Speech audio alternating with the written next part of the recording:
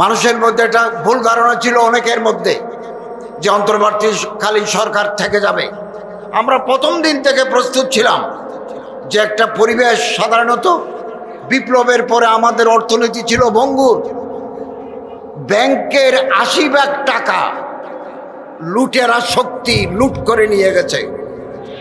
80% টাকা ইন্স্যুরেন্সের টাকা নাই। ব্যাংকগুলো তারল্য সংকটে, ব্যাংকগুলো মুমূর্ষ অবস্থা। আমরা যখন গত বছর 8ই আগস্ট দায়িত্ব নিই, তখন ব্যাংকের রিজার্ভ ছিল $20 বিলিয়ন।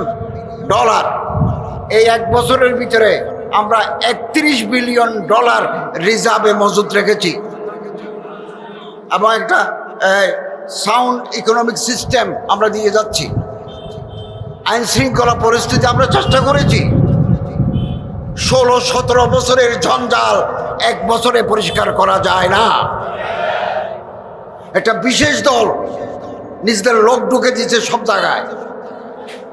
তারা প্রজাতন্ত্রের কর্মকর্তা কর্মচারী হয়ে গেছে, অন্য মানুষ আসতে পারে নাই। এগুলো পরিষ্কার করতে সময় লাগবে। আমরা আশাবাদী আগামী দিনে যারা আসবেন তারা জনগণের পালস অনুধাবন করে দেশকে উন্নতির পথে এগিয়ে নিয়ে যাবেন। আমি আপনাদের কাছে আহ্বান জানাবো, জুলাই বিপ্লব সুযোগ এনে দিয়েছে আলেমদের এক হতে হবে।